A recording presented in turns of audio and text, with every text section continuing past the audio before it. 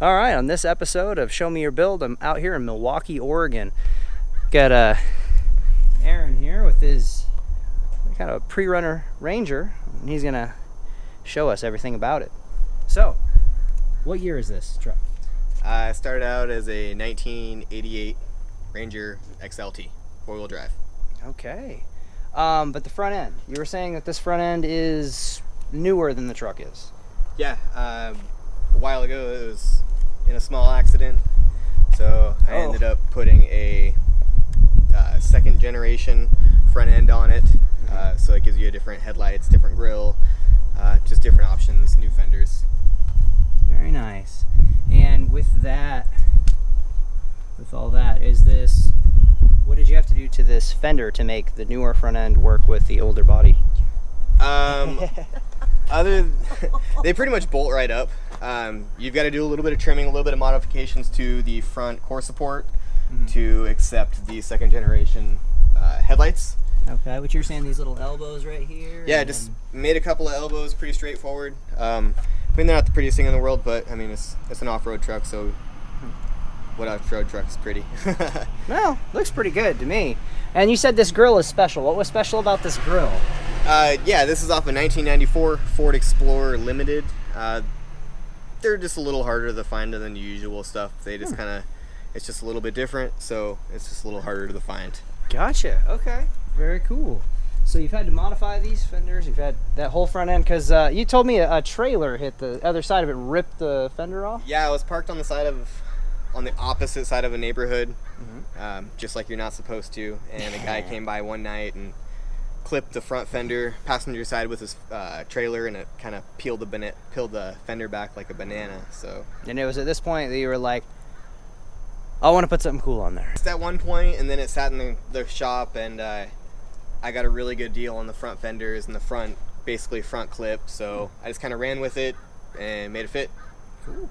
Well, any pre-runner-ish type truck has got to have something going on suspension-wise. What did you end up going with on this truck? Like, what sort of... Obviously, you've got some Fox shocks, a taller set of springs. Looks like you got like a limiting strap. What are these control arms, I guess? Maybe let's go with that. Yeah, the radius arms on... Basically, this whole front end was built from scratch.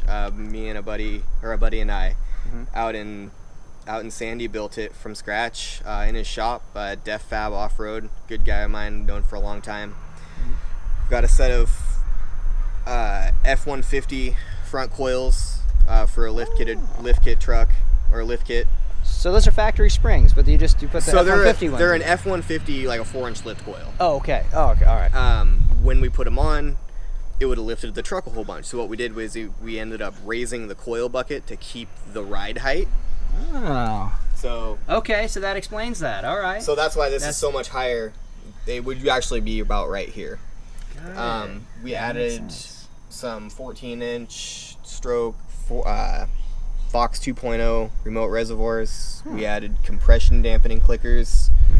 And then basically, everything's built from scratch. And then obviously, you got the hoops and all that sort of deal. Yeah, we did the hoops, and then on the beams, we took a complete separate front end and scabbed 4 inches in on that front end, and then 4 inches out on this front end. Oh, okay. So it does actually widen the track. So it's been widened 4 inches per side on the housings, and we extended the axle shafts. Transmission cross mount or cross member has been custom made. So that's pretty much the front end. It's a Dana 28, so it's the smaller of the four-wheel drive Rangers, but it seems to work. So hey, if it fits, it ships. Yeah, no problems there yet. Got to go over the story on these wheels. You were telling me about these wheels. What is the story behind these? Because these are an American racing wheel. They look really good, by the way. They do fit this truck. Just like the look, it matches. But you were saying that this casting has a little bit of a story to it. Could you tell us? This is the American Racing AR-23. Ford Racing ran these wheels in the late 80s, early 90s on their Rough Riders team. Their Rough Riders desert team. Okay. So this truck, this body style, back then ran these wheels. So that's kind of thought that was kind of neat to try to keep that spirit, right? Yeah, exactly. Yeah. All right. Well, let's take a look inside of the cab, shall we? We're gonna take a little peek through here. One of these for you. You like to put your last name on the doors instead of on the roof. I think that's neat. It was just one of those. I had extra stickers laying around. So you're like, yeah, let's go for this. All right. Obviously some suspension seats. Like I said, I like how you kept the dash just like it was mint. Didn't actually have to put holes through it or whatnot. But yeah, if you could go through what's going on in there. Because I see you got like an ammo box in there. Yeah. So what I originally did was we pulled the original 70-30 seat out and put the bucket seats in. Figured if we're going to be doing all the suspension, we want to be safe about it. I had a good friend of mine out in Sandy, Dean over at Off-Road Components. He did the roll cage for me. One of the big things that I had outsourced. He did a great job on that, bringing it through the frame. It's tied to the frame, and he also tied the seats to the cage as well. Yeah, I just noticed that. I just noticed that bracket, that front section of the bracket there. Wow, that's pretty cool. Yep. So they tie off there, and then he put in a good harness bar setup. It's a pretty basic cage. It'll definitely do the job, but hopefully it doesn't have to do it. So yeah, right. We're using a Corbeau Baja SS seat, and then I've got actually a set of wakeboard speakers bolted to the roll cage. Oh, where are they at? Can we see them? Yeah, they're tucked back in there. They're just bolted to the cage, and actually it turned out a lot better than we expected. Whoa, that is rad. I didn't even realize that at all. That is cool. That is super cool. So is there any front speakers, or is that your entire audio So it's system? got Pioneer front dash speakers, and Yeah. then it's got Pioneer rear, well, I guess they're not there anymore. Oh. But yeah, and then Pioneer pods inside the That is wakeboard awesome. speakers. So it sounds good, it's nice. And obviously, It's not out of control. if this thing decides to, catch on fire, you got one of them. Yeah, I got the fire extinguisher right at hand. Right on. Well, let's go over that rear suspension setup you got going on this thing. Now, So on the rear setup, we ended up doing an 8.8 rear end out of a newer Ranger. So it's a little bit wider, so we wanted to redo the suspension on it, but I also wanted to keep my bed, being able to use the bed. So yeah, so you can see there's no holes in this floor, So that was a big thing for us. So what we did was we kind of incorporated a little bit of, the mini truck world lowriders with the cantilever suspension setup and brought it into the off-road world. There's a couple of companies that are doing it to a pretty higher extent than this, but so far it seems to be working. We're running a Fox 2.0 9-inch travel shock with the cantilevers. You can extend that stroke a little bit more of the down travel, but it's a good setup. We're still testing and tuning on it. I'm gonna update the leaf packs. Oh yeah, because I noticed you left the factory leafs in it right now. Yeah, that's just part of building projects. That's just the next step. You do one thing and move to the next. So that's gonna be one of the next things is get the new leaf packs put in there and be able to get some more travel. Yeah. What gear ratio are you going with in this rear diff? Right now, it's matched up with the front at 373s. I'm doing an engine swap right now to a 5-liter V8, small block Ford. So we could either run a 410. 410's the pretty desirable setup, but 373 410s is a pretty solid setup. So you're trying to decide whether you're going to drive it on the highway more, or if you want to shoot more It's gravel. definitely going to be a daily, but also I want to be able to have some fun with it too. So the 410 will probably end up going in the future. And what are you using for? Do you have a welded diff? Do you have an LSD? It's completely open. So I'm a one tire fryer right now. Okay. That's just one of those things that's part of the build. In the future. You have the rear end. It works. I'm gonna run with that until I have the time to put a locker or something in it. Yeah. So this was a daily driver for you for how long? I bought it in 2005. The fiberglass bedsides, so they're bulged out about 6 inches and they're cut about 3 inches higher from the factory. Basically just lets the tire tuck a little more.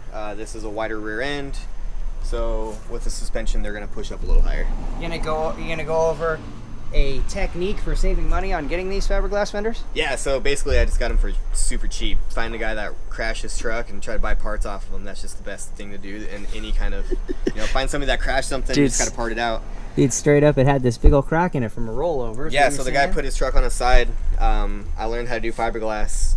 YouTube kind of got me, held my hand a little bit. A little bit, yeah. But But yeah, it's at least holding its structure now. Yeah, and then the other one's hiding over there. It's gonna be going on at some point in time. Yep, and then side pipe. Oh yeah, sorry, gotta capture that. Oh yeah, one piece drive shaft. Oh, look at you with the paint. That's rad.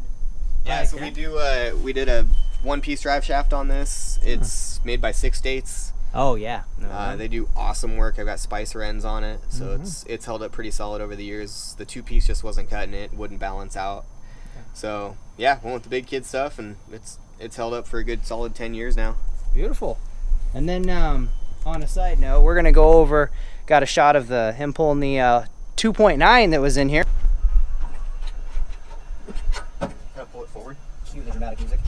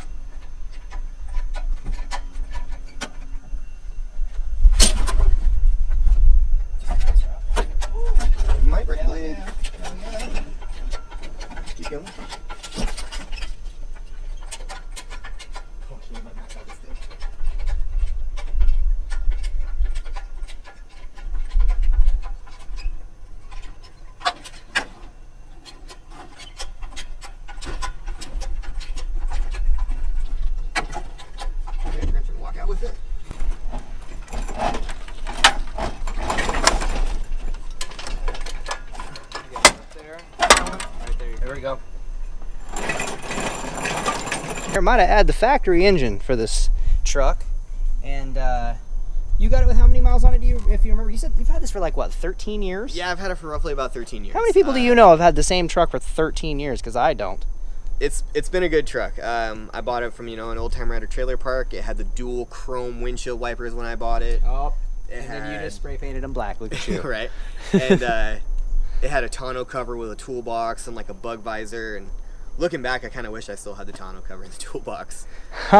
Well, but let's put it on later. I mean, it was a good little pickup. So I bought it from the guy with some low miles. I think it had like 89,000 or right at 100,000 miles on it. Right now, it's got 154,000 miles on it. So she's been good to you. It's been a good, solid pickup. It's time for more cylinders. More cylinders. What I should have done with my stuff, I should have added more cylinders. But I'm Poe. So what he's doing, you ended up getting this 5-liter for free. Yeah, I got a friend of mine called me. He's like, "Hey man, got this guy. He's got a 5-liter. He needs to get rid of it." So went over there, picked it up. He claimed that it was out of an '88 Mustang, so I'm just gonna run with that. That's just like, the common swap is a 5-liter swap in a Ranger. Yeah. So got it all torn down right now. We're gonna do an E303 cam in it. Probably some BBK shorty headers. Yeah. Some GT40 heads off of a newer Explorer. And just matching intake manifold too. Yeah, I've got a Typhoon upper and lower ported intake manifold, and probably scab together some kind of wiring harness. But that's the plan for build right now. So far, that's the wish list. Yeah. For the drivetrain, I'll keep it a 5-speed.